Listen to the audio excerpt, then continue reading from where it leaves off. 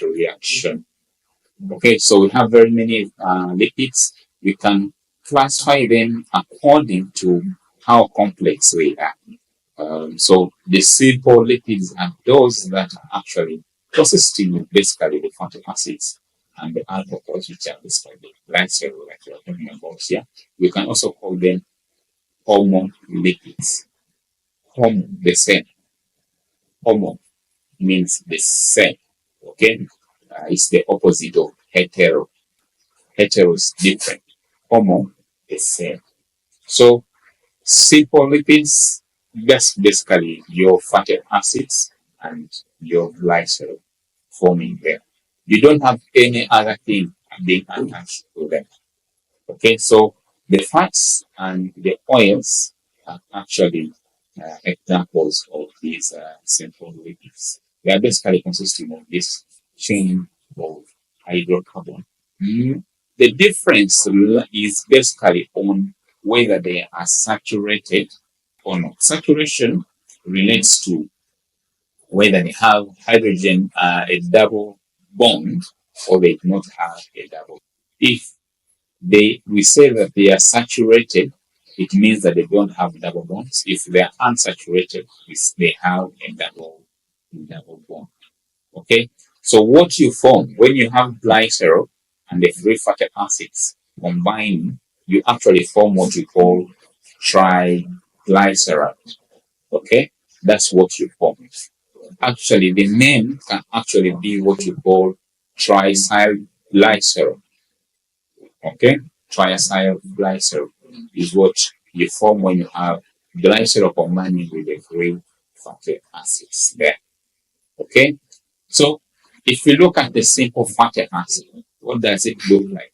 It has two components. It has the head and then the tail. Okay, the head and the tail. So this here is the head and then this here is the tail. So what's unique with the head and tail?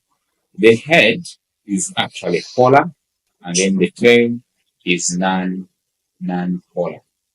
Okay, when we mean polar, when we talk about polarity, what do we mean?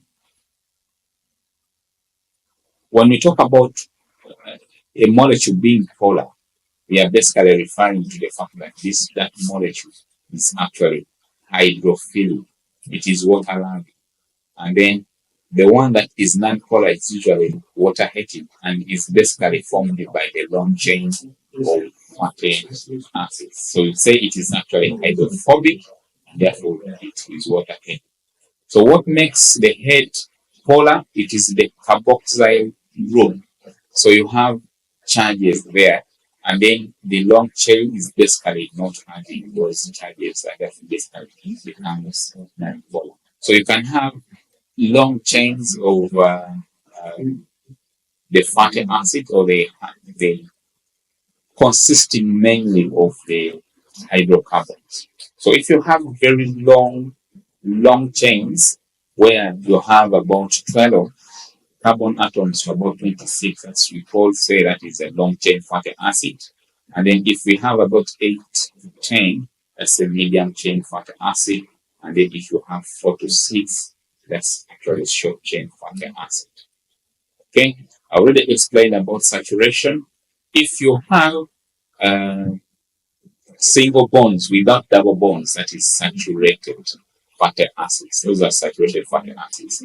If you have double bonds, it means that those are unsaturated fatty acids. And we can have a fatty acid molecule that has a single bond, a single double bond. So a single double bond constitutes what we call monounsaturated fatty acids, and we can abbreviate that as that MUFA.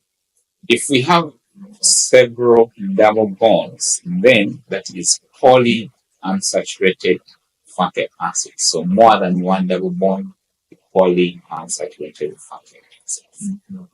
Okay, so the other thing that we have to note is where you have the hydrogen atoms across the carbon atoms where you're having the double bond. If you have hydrogen atoms on one side of the double bond. Then you have what you call a cis double bond. A cis double bond. If you have hydrogen atoms on either side of the double bond, okay, that means that you have one this side and one the other side, then you have a trans double bond. What is the significance of this? The significance is that it will introduce bending.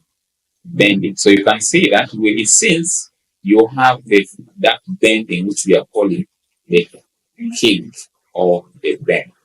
Okay, and then with the trans, you can see that they're actually fully extended. They have a fully extended conformation. Okay, the longer you have a long chain of beta hydrocarbons, then the higher the melting point. Okay, because you have several hydrogen bonds that you have to break. But if you have fatty acids that have double bonds, usually their melting point is actually low compared to those that do not have double bonds, that have only single bonds. Okay, so usually plant oils are the ones that are rich in unsaturated fatty acids. Okay, that means that they're actually lipids at room temperature. Okay, and then for the animal fats, what you have is you have more of saturated. That means they don't have double bonds, but they have single bonds. Okay, so they tend to be solid at room temperature. And then the body can synthesize some fatty acids from different molecules, but you can also have fatty acids that the body cannot synthesize from using the full. I mean, they cannot synthesize from the molecules that they have, but they have to get these fatty acids actually from their diet. Okay, when you obtain fatty acids from the diet, that is what we call essential fatty acids. And if your body can synthesize these fatty acids, then we call them non-essential fatty acids. So the fatty acids that we get from the diet are the ones we call essential fatty acids. So they are precursors of many compounds. Precursors mean that we use them to form another thing that is very important. That's what we call a precursor. So, for example, we can use the essential fatty acids. The body can use the essential fatty acids to make compounds like the excanoids. And the examples include the prostaglandins